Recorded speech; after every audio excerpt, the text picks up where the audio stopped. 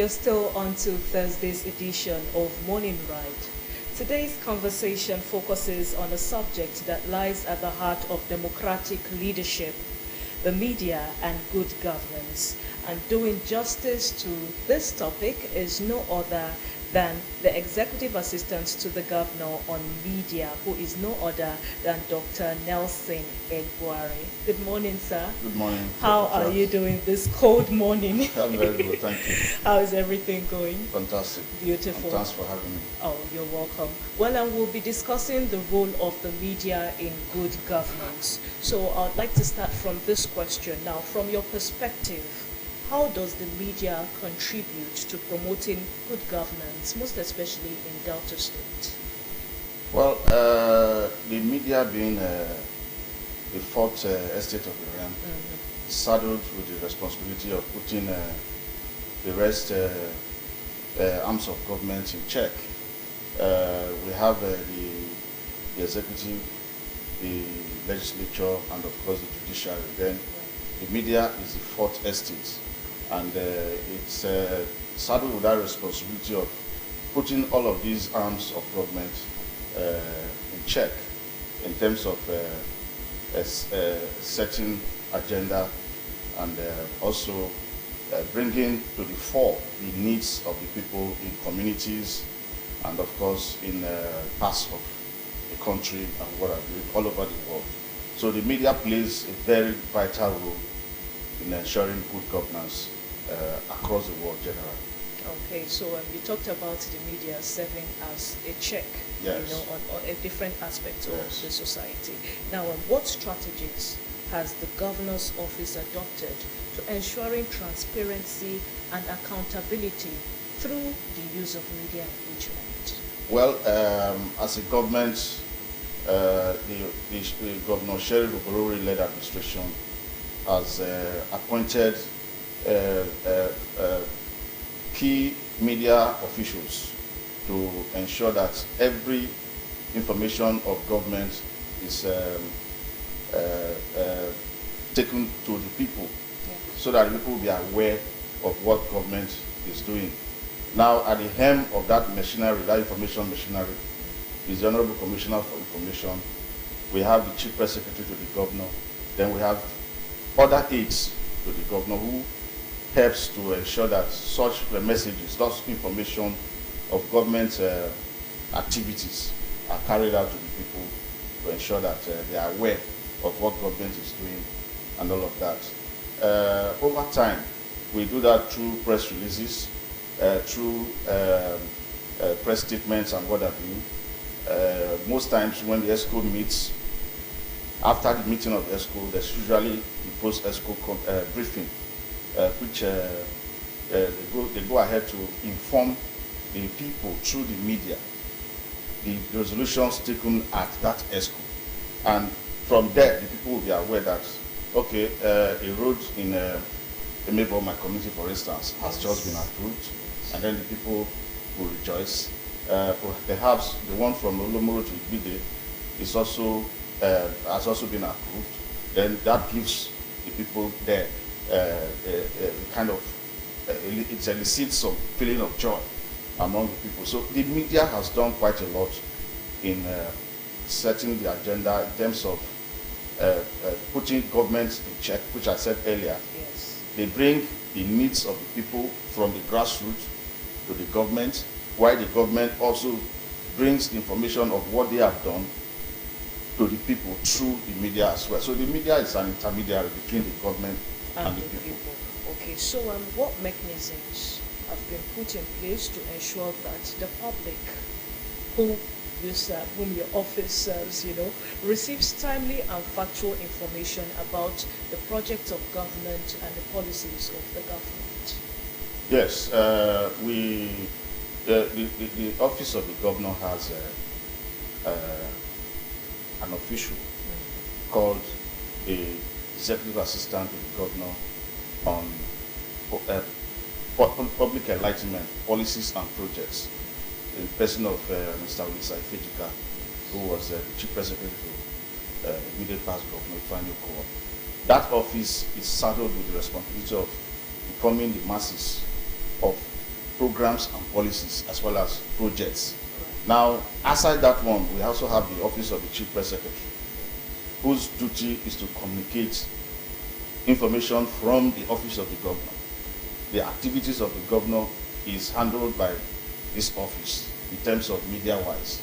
Now, he coordinates all the entire media aids to the Governor, while the Information Commissioner is the head of the information machinery.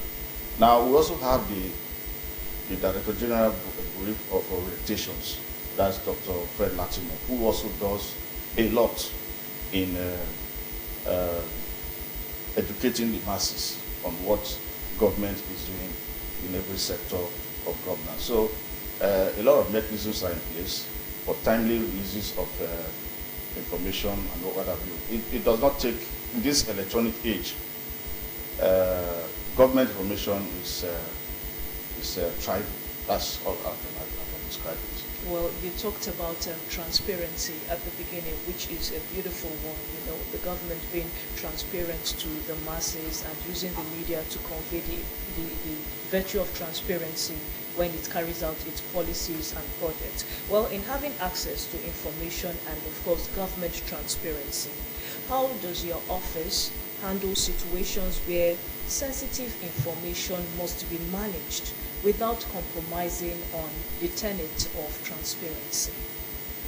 The Freedom of Information Act is there to guide everyone. And in government, in managing government information, it takes quite an experience to do that, because it is not everything that that happens in government that should be communicated outside. There are things to manage that will not bring something like a distraction or what you call a disservice to the government or to the people. There are things that probably an official may say or do that if you communicate it out there, it will boomerang. So such information are managed. So talking about transparency, yes, it can be transparent to the extent that it will not jeopardize the system. Right.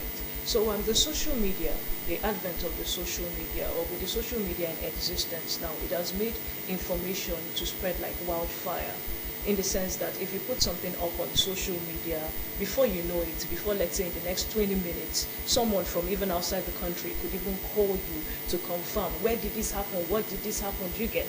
So the next question I'm going to be asking is, what role do things like press briefing, media releases, and of course, social media updates, placed side by side with all of these things, what role do they all play in maintaining an open government communication with the people that is not biased?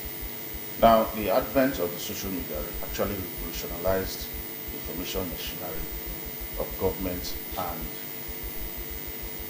the entire world. Okay, the social media acts as a faster means of communicating to the people. Right. Like you rightly mentioned, if you use the print media, people outside the country will not see it, right? If you use the local television stations, those outside will not see it. Even if you use the national media, those outside may not also see it. But if you put it on social media, they will see it all over the world.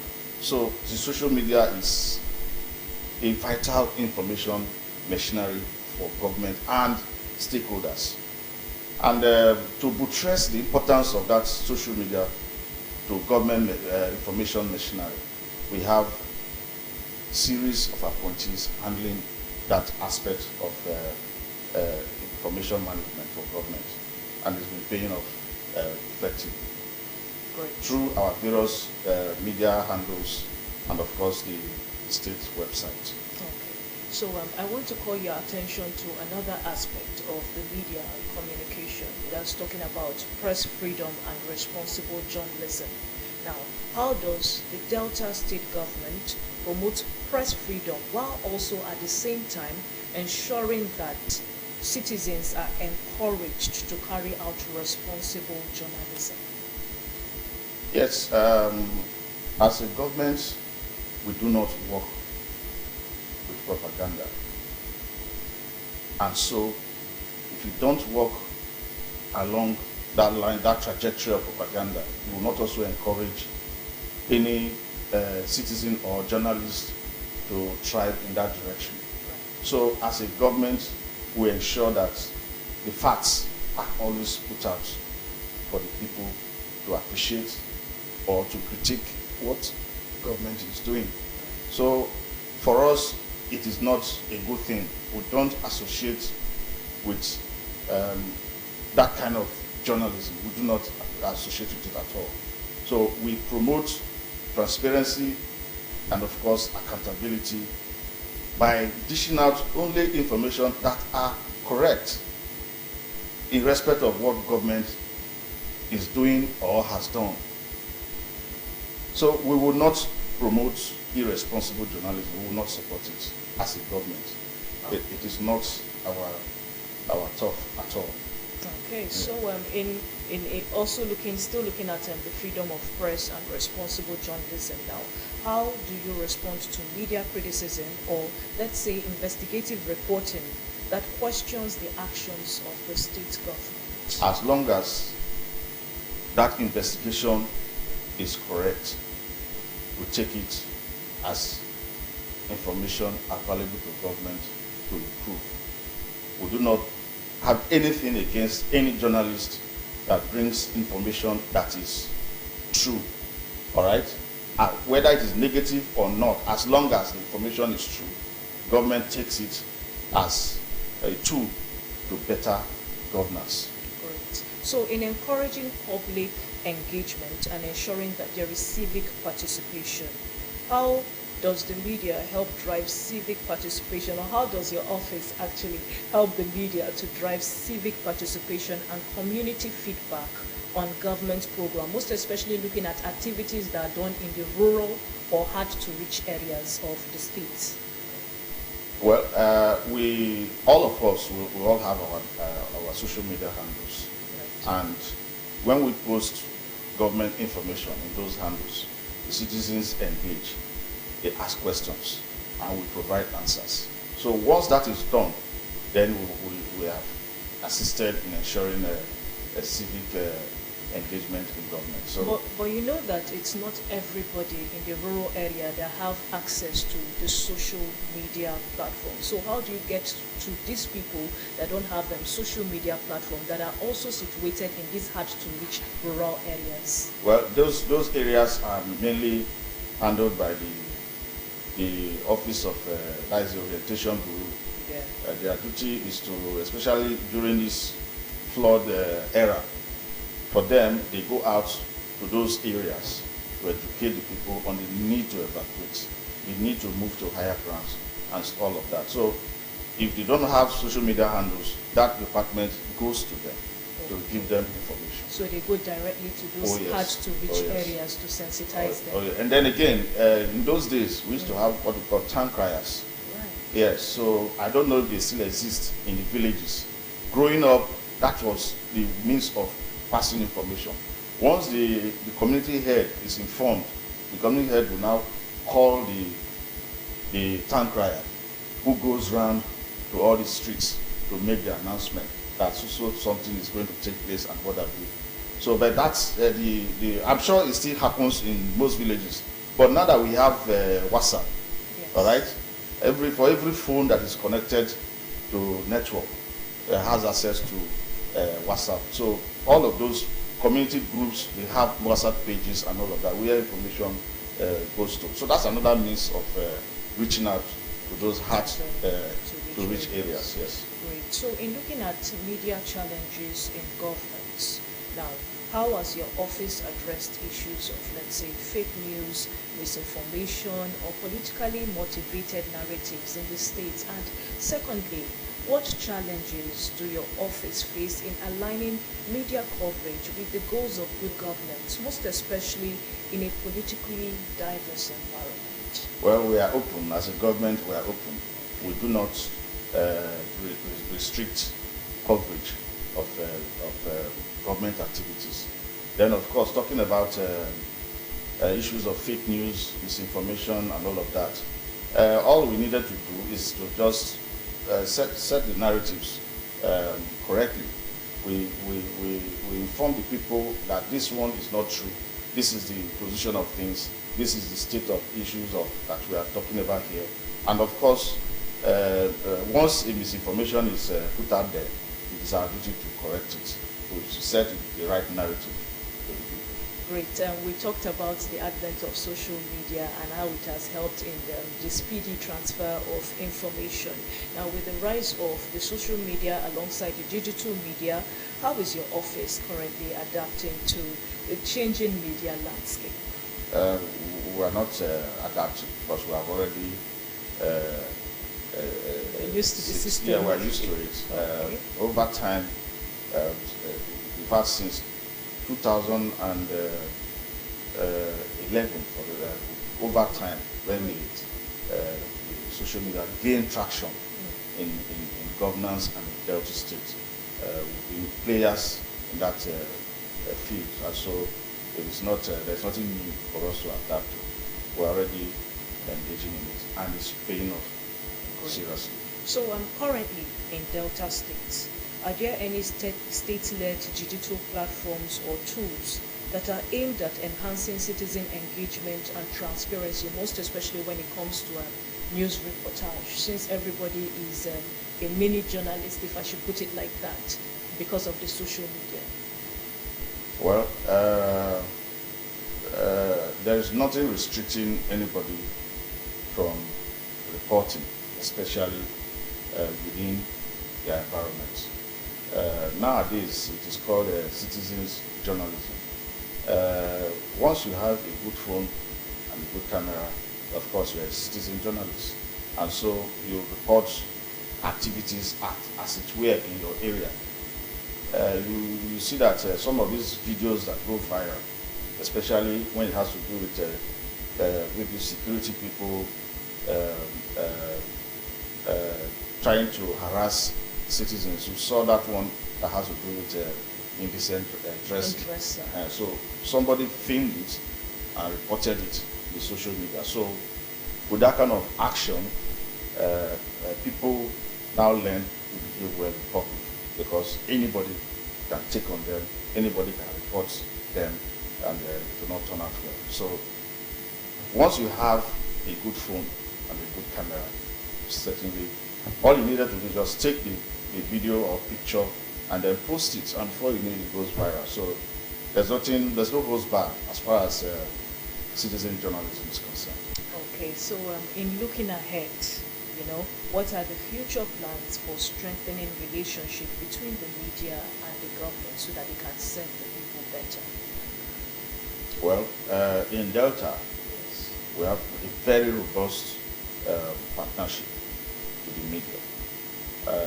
Like I said earlier, those offices that the governor created, those appointments he made at various strata of information management system will relate with journalists across the state and country, not just within the state alone.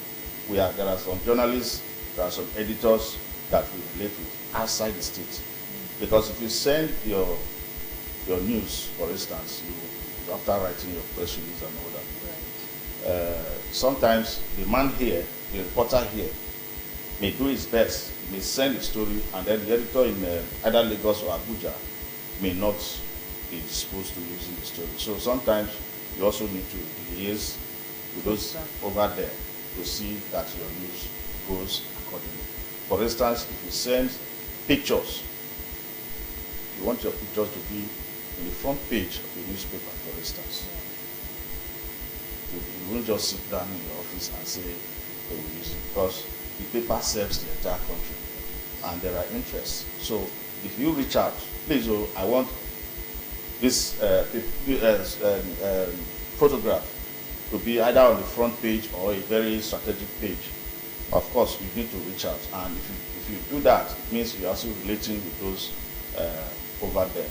So those are some of the things that, as media managers with government, those are some of the activities that takes place. Relate with journalists here. Maybe they have occasion, they invite you, you attend and support them. So that's how we keep the relationship going. After all, we are all colleagues, because we are all members of the LNG. True. So in rounding off, in your opinion, what legacy should the media leave in the ongoing journey towards ensuring good governance in Delta State? Yeah, the media has always played that vital role of ensuring good governance, not just in Delta, but across the country and the entire world. Remember when this man, President Trump, was during his first term, he had issues with the media, and it affected him seriously, that he almost lost his election. So every government knows the importance of relating with the media positively, and will continue to do that. Okay, so before we let you go, your final words to viewers and Deltans. Well, for me, I like to thank Deltans for their support over the years. They have been very fantastic people. I want to assure them that the Igboho-led administration in Delta is doing its best to make Delta a better place. It's doing more as he has promised, and more we will continue to expect. Amen. So before we go, I would like to congratulate you. I learned that you were elevated to the office of the executive assistant, I think weeks ago, from being the SSA. So congratulations, sir. Thank you Congratulations very much. on your new elevation. Thank you. Actually, we've been speaking to the executive assistant to the governor on media on the topic, the media and good governance. He is Dr. Nelson Egbuari. And I trust you had an amazing time, just like I did. Thank you once again for joining us right here on Morning Ride. Thank you for paper. Thank you. It's still Thursday's edition of Morning Ride. We'll take a quick breather and it will be time for our next sport. Just stay.